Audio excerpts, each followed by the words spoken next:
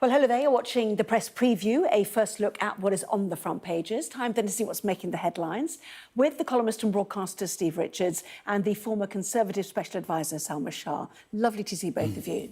So as ever, let's check out those front pages, starting with the Financial Times, which says the new Home Secretary, Shabana Mahmood, has cautioned foreign counterparts that UK visas held by their citizens could be revoked if their governments don't accept the return of illegal migrants.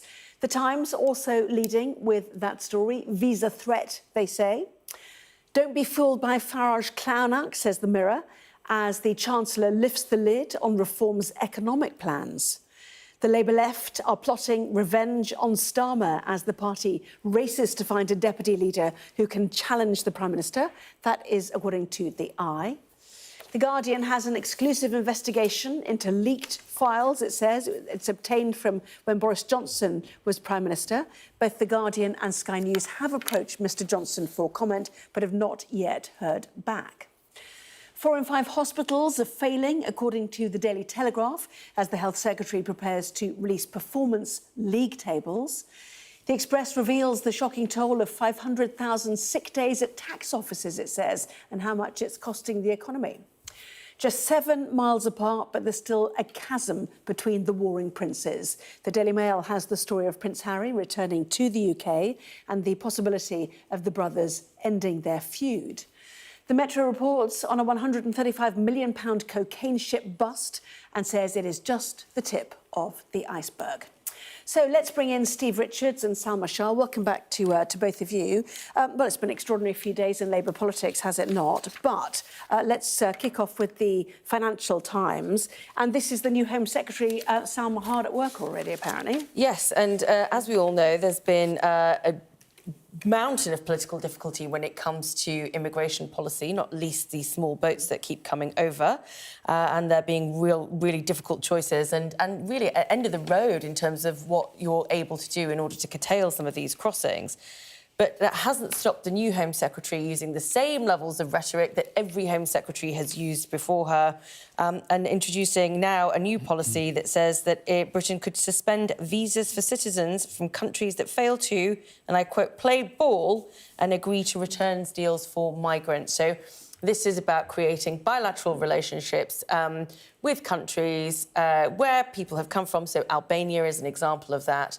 And if those returns aren't processed by these countries, that there would be effects on the visas that are then offered to these countries. But the whole point is it's Monday after a Friday reshuffle. Come in hard, you know, show you mean business, a tougher new approach. Will it wash? That's exactly the sequence. You put in a new Home Secretary, make that the heart of the reshuffle, and obviously you then have to go out all guns blazing to symbolise a difference of approach, in inverted commas. We will have to see. This is a mountainous task in terms of the substance. You know, I know people who were at the Home Office under Yvette Cooper. They worked around the clock to try and deal with this. And does she feel, you know, unfairly, you know, treated, do you think, Yvette Cooper? Well, I think unfairly kind of briefed against subsequently, you know, that it was all terrible and, you know, that kind of thing. Honestly, they worked tirelessly. Now, they didn't crack it. But you can see the political pressure to get headlines like the ones they're generating in these papers, to try and tell voters that they are doing something. Well, of course, they were already, but Farage was kind of getting all the headlines. But it's really, it is almost impossibly tricky. So, for example, the proposal being put forward of restricting visas if countries don't cooperate. Well, these visas are toughly negotiated and handed out because it's decided it's in Britain's interest to get people to have these visas. So it appears like an act of aggression. The degree to which it will make a difference, we will have to wait and see. But as Salma said, and she's worked in the Home Office, everyone comes in with this huge pressure to appear as if they've got the wand, the magic wand. And the politics of it all adds to the pressure now on this government and the new Home Secretary. Well, remind us who you work for and why that is interesting in the context of who is now the Home Secretary. I mean, I can even show you the grey hairs that it left me really working in that department. But I worked for Sajid Javid, who was the first Muslim Home Secretary.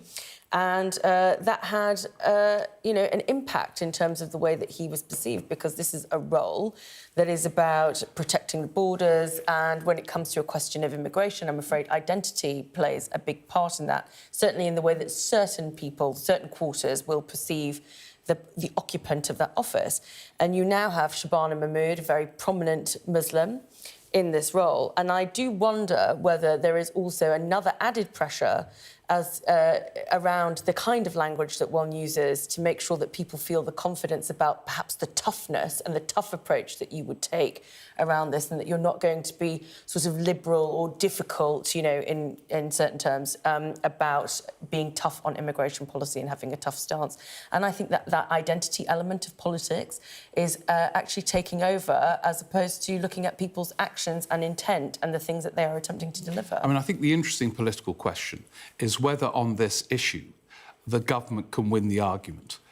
Because Farage is not... What is their argument? Well, that they are stopping the boats and controlling the borders. Her first day, Saturday, 1,000 came in 17 boats. Yeah. And Farage, uncontaminated by power, can claim whatever they do, that he will do better. And even if they succeed, and they have to be seen to be making substantial progress in controlling the borders, it's a role of government. And if you are a Labour government, you believe in active government, so you've got to do it.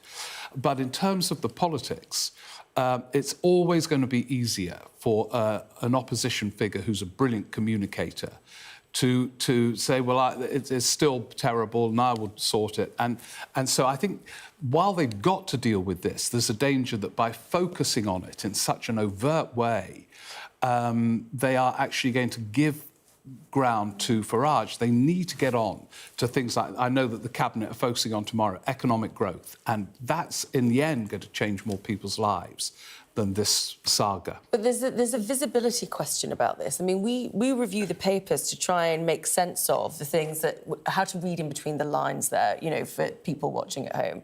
And the reality is, if you read this FT front page, it's not just about, God, we're going to crack down on visas from other countries. We are going to use temporary military accommodation to house people. We are going to find overstayers. We are talking about huge pressure that is being brought to bear on this one issue. But in reality, how much of the people that are exercised about this issue are going to see the difference either to their lives or the impact on their communities?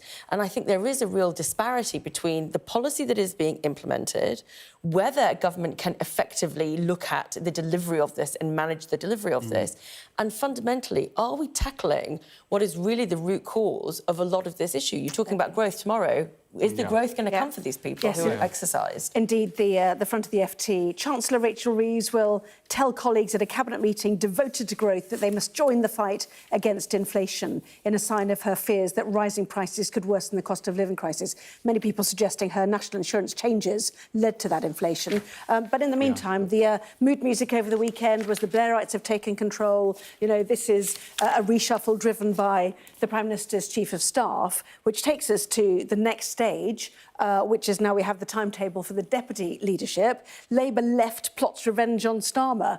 They haven't got very long, have they, to get the names in the hat here? Quite deliberately. Yes. This is being curtailed as much as possible, because it is when a leadership feel that they might be losing control of something as fundamental as a dimension of leadership, i.e. this deputy leadership contest, they are going to curtail it if they possibly can. But this is all highly sensitive when MPs are frustrated, when the government's polling is dire. The authority to control things like deputy leadership contests is inevitably diminished, however many levers are available to them, because there are MPs who feel that there does need to be a change of course beyond the reset of last week. And it's bound one way or another, that frustration, to manifest itself somehow, whether it's in this leadership contest, whether it's people moving over to these other parties proliferating on the left or whatever.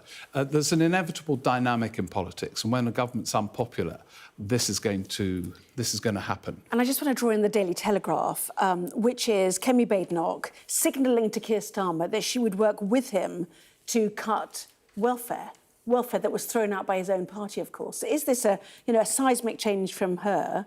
amidst, a reshuffle in that department as well. Pat McFadden been brought in. It's a seismic change from her in terms of tactics and how to play opposition tactics. So actually It's supporting... the right-hand column. You probably can't quite see Yes, it, yeah. so the point of this is that actually an opposition is going to support a government that does not have the support of its own backbenchers. And this is about sentiment around people not wanting to spend on the welfare bill and something having to give on this, and Starmer's own backbenchers not being able to assist and support him in this in Parliament. So tactically, it's an interesting thing. The Conservatives have always been there, I suppose, ideologically. So splitting that down those lines is a very sensible thing for her to do politically. Although, as I was reminded of just before we came on air, it's not something that the Conservatives supported when the welfare bill was going through, when they had an opportunity to do it. So this is a bit of a volte-face in terms of the tactics. It's too late. She should have voted for the government's welfare bill. That would have been a very clever tactical move, in the sense that it would have confirmed in the Labour rebels' eyes that this was a government doing things that a Tory government normally does. It would have been a smart move of her to have backed it. Well, not just that. We wouldn't be in a situation where, people are talking about the UK potentially going to the IMF because we can't seem to balance our books. The money would have been saved. Let us go to France. We thought our GDP to debt ratio was bad and our borrowing costs are bad. Hello, France. Financial Times leading on the fact that they've thrown out the Prime Minister again. What does Macron do now? 114% is their debt to GDP ratio. They're paying off €5,000 a second now in their debt mountain. Rachel Reeves will be keeping a close eye on this, but this is significant for France, isn't it? Yeah, it is. And it's a reminder that, political instability seems to be a deep theme across a lot of Western democracies at the moment. And here's a reminder, we sort of say, oh, this Labour government at Westminster, it's all terrible. They've got a landslide in the House of Commons. Macron would die to have that control over his Parliament. And here is a Prime Minister, a very experienced figure, falling because the groups decided we could unite, or we disagree with everything else, we're going to get rid of him. And it is a really unstable situation, because who's going to come in? Can that person command any kind of majority in this French Parliament? Macron...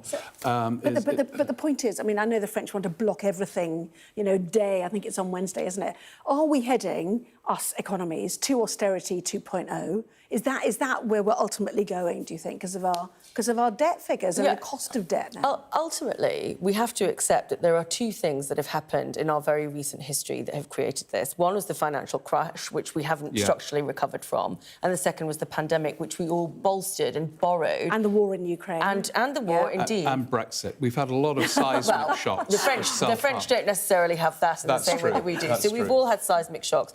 The reality is, can we take austerity in countries that expect more from their state? So are we thinking along the right lines? Because the same issue that we have here in terms of extreme parties and extreme groups taking over is happening in France too. And as he went down, Monsieur Bayrou did actually say, don't turn into high-tax Britain, didn't he?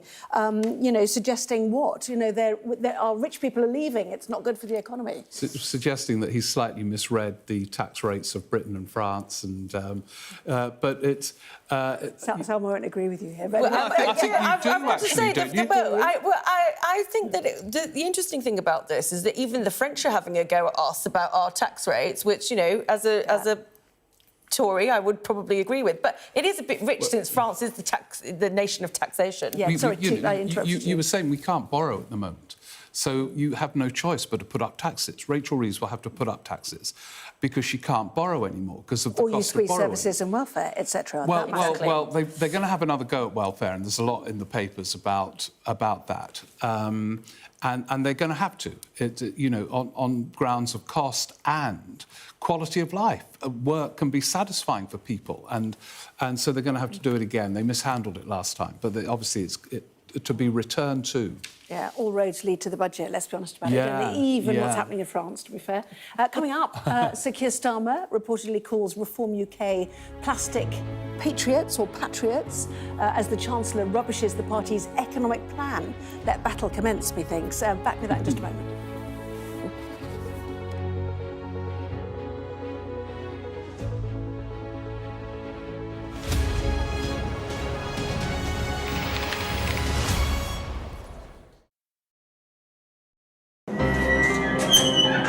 We've come to one of Moscow's Cold War bunkers. It was built as a top-secret command centre. Being here really feels like you're stepping back in time.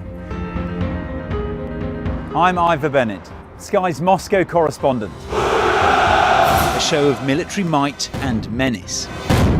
Courage, bravery and sacrifice will win the day. It's a new subject. They'll learn about combat drones and some how to handle a Kalashnikov. The Kremlin continues to put forward its own version of events, both present and past. There's no mention of the fact that Russia invaded its neighbour. That's rewriting history, isn't it? Now we have to read it carefully. Vladimir Putin put forward his plan for a ceasefire in Ukraine, telling Kiev, pull out of your eastern territories and the war will end. Why should the West trust you? Frankly, I don't care whether the West trusts us or not. Vladimir Putin is already the Kremlin's longest-serving leader since Stalin. The question is, what will a fifth Putin term mean for Russia and the world? Why do you support Vladimir Putin, Mr. Segal? I can't answer questions that stupid. I've watched Vladimir Putin attempt to create a new world order. The St. Petersburg Economic Forum was the backdrop to Vladimir Putin's latest verbal volley that Russia could send missiles to other nations to target the West. Ambassador, I wonder, shall we have a quick word for Sky News? Is the West right? Are you fueling Russia's war machine? Swedish media, oh my God, you're not afraid of being here. American journalist Evan Gershkovich is on trial here, but was first on display. Russia says Evan Gershkovich was caught red-handed, but has never produced any evidence to back that up. Sky News. Get the full story first. What might happen if Russia attacked the UK? This is clearly an enormous show of force. It is definitely out of the ordinary. We ran a war game with former ministers back in the hot seat. Ben Wallace. Amber Rudd. Jack Straw. It's the kind of war game that's genuinely tested inside government. The Russians are signalling that there may be an attack. Russia knows our weaknesses, but do you? I'm Deborah Haynes. From Sky News and Tortoise, this is The War Game. Listen wherever you get your podcasts. I'm David Blevins, and I'm Sky's Senior Ireland correspondent. I've spent 30 years reporting the journey from conflict to peace. The end of the political stalemate, the start of a new chapter for Northern Ireland. Catholics and Protestants now facing the same threat. If we both contract COVID-19, religion's nothing. Sky News, the full story first.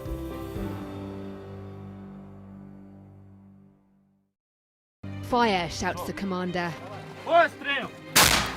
There's a dash to safety. We've now got to wait inside the shelter to see if there is incoming. I'm Deborah Haynes, Sky's security and defence editor. Should Russia's war with Ukraine escalate significantly, pilots like these could be called upon to go into combat for real.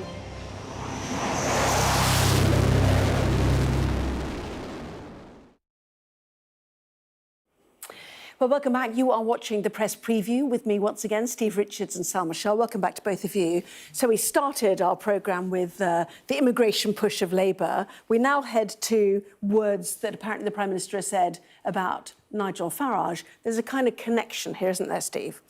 Well, exactly. I mean, this is partly, if not wholly, about the threat posed by reform, which is if you're a government and you're facing a party at 33 points in the opinion polls, miles ahead, and it's a new force, it is intimidating, and they're trying all kinds of different things to try and expose the weaknesses of Farage. Now, I think Starmer at the Parliamentary Labour Party meeting used words tonight, plastic patriot or something, and Rachel Reeves is quoted in the Mirror about the clown show of Farage and reform.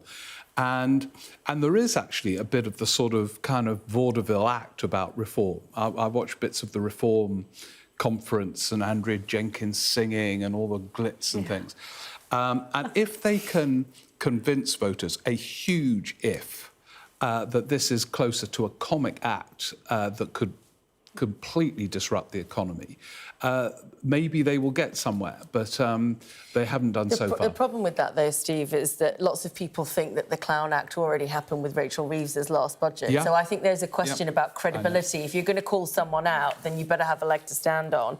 And I'm not saying that they're wrong. What I'm saying is that it has to come from the attack has to come from a credible place. Yeah, and a Clown Act doesn't quite do it, I think, you know, because if lots of voters are turning to him, Farage, you've got to be very careful about how you try and turn them back again, and sort of saying to them, you know, you're being fooled by a clown. It has to be about dissecting their policies, because they are now the alternative government. Yes, you know, the because Tories are nowhere to be seen. Because they promised change, as Labour did when it won the election, of course. Yeah. And, you know, part of the battle for the government, including Rachel Reeves, is front page of the Daily Telegraph. 4 in 5 NHS hospitals are failing. It's this massive bill of health and social care, which sits, you know, atop many of the difficulties, really, of government. Yeah, and this is Wes Streeting sort of launching the league table of hospitals so that you can actually I thought you were about to say his leadership. Yeah. Yeah, what's he launching? It might be the precursor. We don't know. Things are a bit unstable right now. But it is about, and he uses this phrase that the Tories used as well, being sunlight being the best disinfectant. And the idea that if you expose people's failings, then at least they can do something about it, which in principle I absolutely agree with. And, you know, for a lot of people who really are dependent on the health service, this is going to be helpful, but we don't know when we're going to see results of it. So it's an admin exercise that's being launched at the moment. What that actually means in terms of change, what that also means in terms of investment, we have to wait and see. Yeah. Let's head to the Daily Mail, shall we? Just 7 miles apart, but there's still a chasm between the warring princes. Harry back. The feud does what now, one wonders? I'm more interested in accountability in hospitals. I've got the wrong that. story. I'm not interested in these two brothers. But it is fascinating. But why? You know, obviously we have the heir to the throne in the Prince of Wales on one side, and the fact that there's this family rift and this family feud. Perhaps, I mean, it must be terrible for them for all their relationship to be poured over in this way. But it is a reflection of what happens in other families as well. And perhaps that is the reason we're also intrigued by it, because they are supposed to be a representation in many ways, even though we don't have palaces and all the rest of it. They are a representation of what we all have at home. But I still think that this fascination, it must be terrible for them. And that, you know, you'll have advisors and PR advisors all around Prince Harry being like, well, you know, off you go, you need to go and do this charitable thing, because clearly there has been, you know, a strategy around his visit and to be in the press and to sort of bring this up. Packed schedule. She looked after you really nicely there, didn't she? But I'll make sure you talk about that next time. Steve and Salma, thank you ever so much. Thank you. See you for Sky News at 11. All the top stories coming up, including France facing more political turmoil.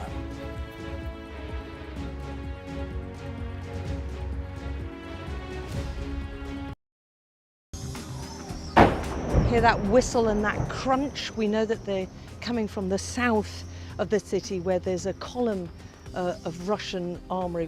I'm Alex Crawford and I'm Sky's special correspondent based in Istanbul. Look at that sheet of flames, and that has happened within minutes, and now it's coming from both sides and it's moving this way.